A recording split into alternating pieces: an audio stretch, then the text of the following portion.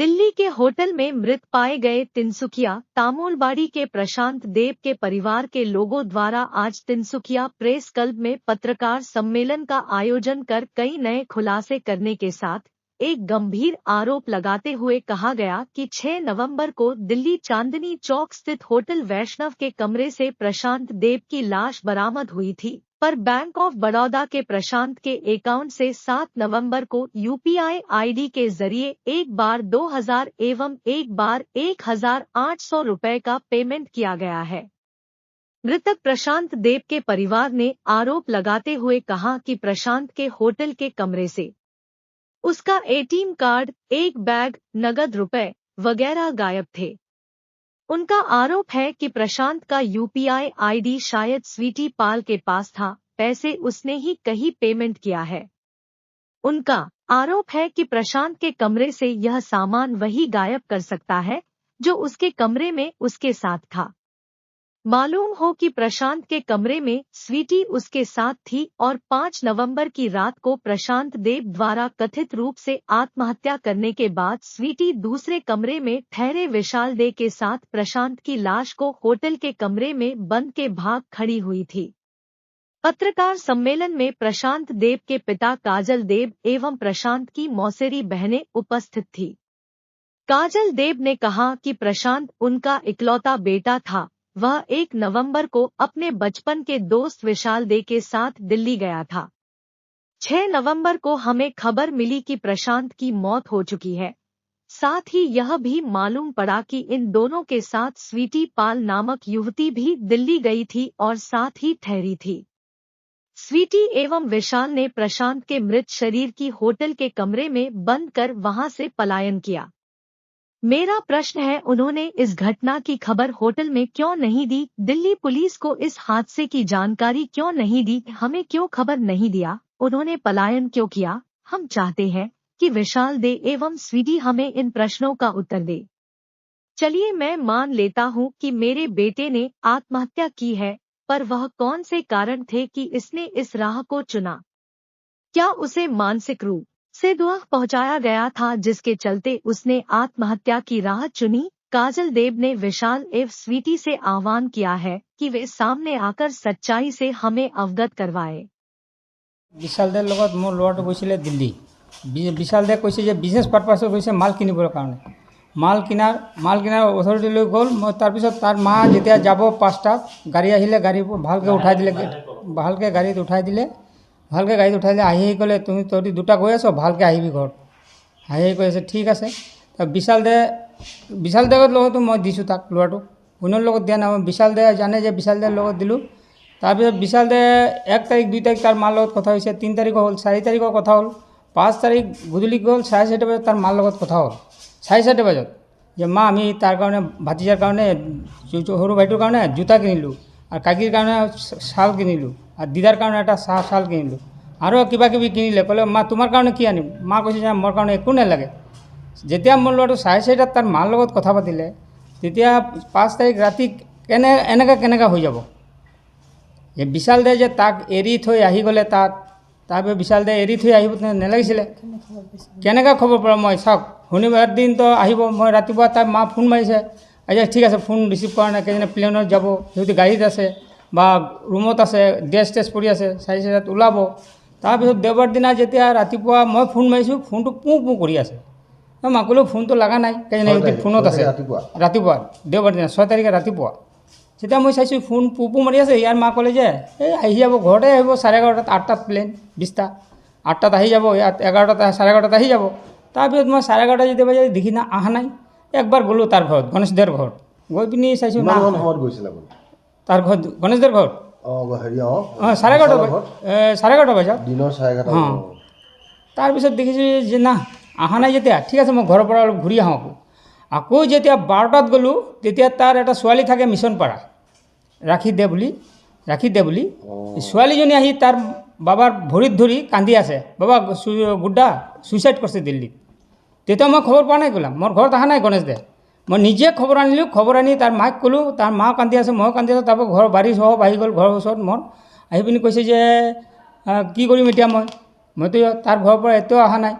মই ক'লোঁ যে গুড্ডা তো নাই এখন কি কৰা যায় পায়েল দা কৰে ফোন মাৰো ধমাধম তাৰপৰে সি তো আহি গ'ল তাৰপিছত চাইছোঁ যে ইয়াৰ ড্ৰাইভাৰক ফোন মাৰিলোঁ মই যি ড্ৰাইভাৰ আনিব গৈছে মোহনবাৰীৰ পৰা তাক ফোন মাৰিলোঁ তাক যেতিয়া ফোন মাৰিলোঁ সি ফোন ৰিচিভ কৰিলে কৰাৰ পাছত কৈছে যে গুড্ডা ৰাজ আৰ দুজন আহিছে কে আহিছে সুধিলে তাৰ মা কৈছে যে এটা ছোৱালী আহিলে আর রাজ আহিলে আর গুড্ডা কই গুড্ডা তো আসে নাই তেতিয়া গম পালোঁ যে গুড্ডা তাত তিনিচুকীয়া আহি গ'ল মোহনবাৰীত আহি এই 6 তাৰিখে আহি গ'ল তো তিনিচুকীয়াত তাৰপিছত কথাটো শুনো তাৰপিছত সিহঁতি তাত যে আমাৰ ল'ৰাটো যে আপুনি ড্ৰাইভাৰৰ নাম দয়াল এইটো বিশালৰ ঘৰতে ভাড়া থাকে বিশালৰ তাৰ ঘৰতে ভাড়া থাকে গণেশৰ ঘৰতে ভাড়া থাকে দয়াল বিশালৰ ঘৰ ভাড়াতীয়া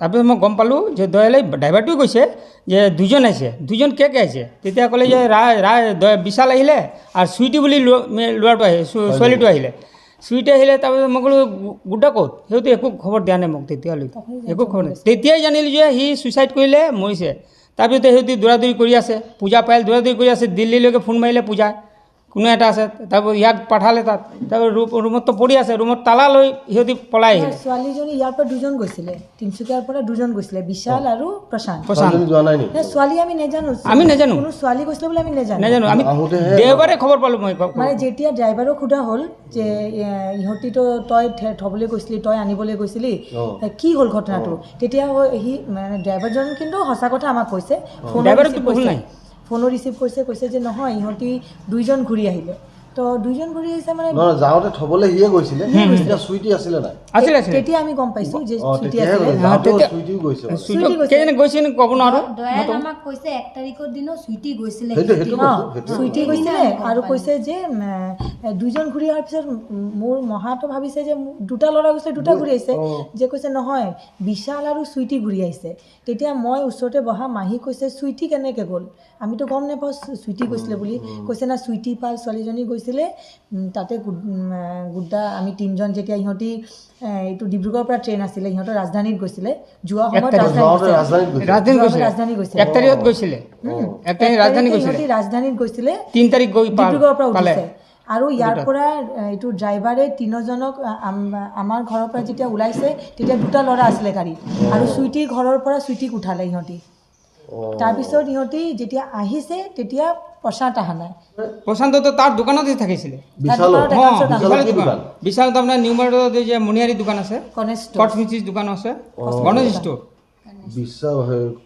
নিউ মাৰ্কেটত বিশালৰ দোকানত কাম কৰিছিলে তাৰপিছত এটা বেষ্ট ফ্ৰেণ্ড কেনেকৈ এটা নিজৰ ফ্ৰেণ্ডক তাতে লগ কৰি আহিব কিমান ক্ৰুৱেল হ'ব পাৰে ইহঁতৰ হাৰ্টটো এইটো এটা আছে আমাৰ ভাইটি যেতিয়া মাহীহঁতিতো এটা মেণ্টেল ডিষ্টাৰ্ব আছিলে যেতিয়া তিনিচুকীয়া ঘূৰি অহাৰ পিছত আমি তাৰ ATM কাৰ্ড পোৱা নাই তে এই ছোৱালীজনী চব চুৰি কৰি লৈ গ'ল তাৰ কেছ পইচা ATM card mobile charger everything লৈ গ'ল এটা বেগে গায়ব আছে বেগৰ ভিতৰত কম্বল আছিলে সি যে মাত দিলে যে কম্বলটো গাই ৰাজধানী থৈ তাৰ মানে তাৰ ATM কাৰ্ড একোই নাই বেংক অফ বৰোদাৰ এটা ATM কাৰ্ড নাই কিন্তু বেংক অফ বৰোদা যেতিয়া মই ষ্টেটমেণ্ট ল'বলৈ গৈছোঁ 50,000 তাতে আছিলে লাষ্ট এতিয়া 5,500 আছে কিন্তু 7 তাৰিখৰ দিন UPI ID পৰা 2,000 and 1,800 তাৰ UPI ID ত পেমেণ্ট কৰিছে যদি মোৰ ভাইটি মৰি গৈছে তো কোনে পেমেণ্ট কৰিব 3,800 মানে মৰি তো গ'ল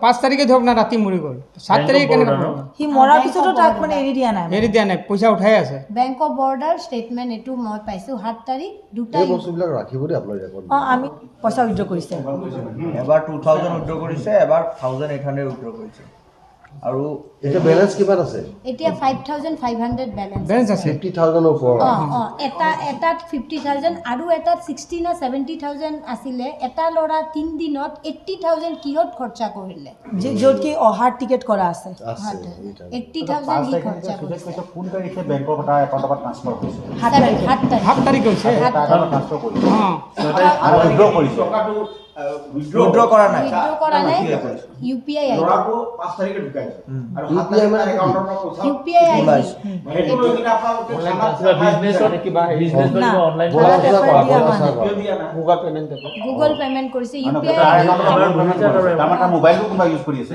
অ না না মোবাইলটো থানাত নহয়। আছে থানাত পালে দুটাই মোবাইল থানাত ৰাখিলে মোবাইল দিয়া নাই মোক থানাত UPI ID মানে তাৰ UPI ID টো তাৰ মোবাইলত আছে সেইটো দি কিনে আমি বজাৰ সমাৰ কৰিব পাৰি। কিনে আমি এটা FIR দিব বিচাৰিছো কেলে কি মানে মোৰ ভাইটিৰ পৰা এইবোৰ কেলে কৰিব সি মৰা পিছত মৰাৰ মৰাৰ পিছত পিছত। কেলে কৰিব এইটো FIR দিম মানে যে কেলে সি চুৰি কৰি আছে তাৰ কিয় কি বিশাল দেৱৰ দৰকাৰে নাই মোৰ ভাইটিৰ পৰা ল'বলৈ বিশাল দেৱ নিজে এটা ভাল ভাল ফেমিলিৰ ভাল ইয়ে আছে সি নকৰে আমি এনেকুৱা নকওঁ সি নকৰে কিন্তু বিশাল দেৱৰ ওপৰত মোৰ মহামাহীৰ এটাই দুখ যে তোৰ লগত কৈছিলে ল'ৰাটো যদি ছোৱালীজনী লৈ গৈছে ঠিক আছে দোস্তিৰ কাৰণে সি নক'লে সেইটোও মানিছোঁ আমি কিন্তু সি তাৰ পৰা এটা ফোন কৰিব লাগিছিলে যে আণ্টি আংকেল যে চোৱা গুড্ডা এনেকুৱা মানে মোৰ ভাইটি এনেকুৱা কৰিলে তোমালোকে আহি যোৱা তেতিয়া কি হ'লেহেঁতেন তাৰ 5 দিন ডেড বডিটো এনেকৈ থাকিব নালাগিলেহেঁতেন আমি শুনামতে কি বিশালৰ লয়াৰ আৰু ইহঁতৰ লয়াৰ ছেমে হয় ইহঁতি একেলগতে মানে মিলিজুলিয়ে কাম কৰি আছে তো দুটা কেলে বচাব তাৰতো জিগৰি দোস্ত হয় তাৰ দোস্ত মৰি গ'ল সিটো আৰু উল্টা ফাইট কৰিব লাগে আহিব লাগে আমাৰ ওচৰত যে এনেকে হৈছে এইটো এটা কমপ্লেইন আছে আমাৰ বিশালৰ নামত এটা অনুৰোধ আছিলে তিনিচুকীয়া থানাৰ ওপৰত এটা অনুৰোধ আছিলে কেনেকৈ আমি লগে লগে কমপ্লেইন কৰিছিলোঁ ভাবিছিলোঁ যে থানাত কম এবাৰ ইহঁতক মাতি কিনে এবাৰ সুধক এবাৰ সুধিব লাগিছিলে যিয়ে হওক ঘটনাটো দিল্লীত হৈছে মানিছোঁ কিন্তু ইহঁতিতো তিনিচুকীয়াৰ হয় এটা ল'ৰাৰ প্ৰাণ গৈছে নহয়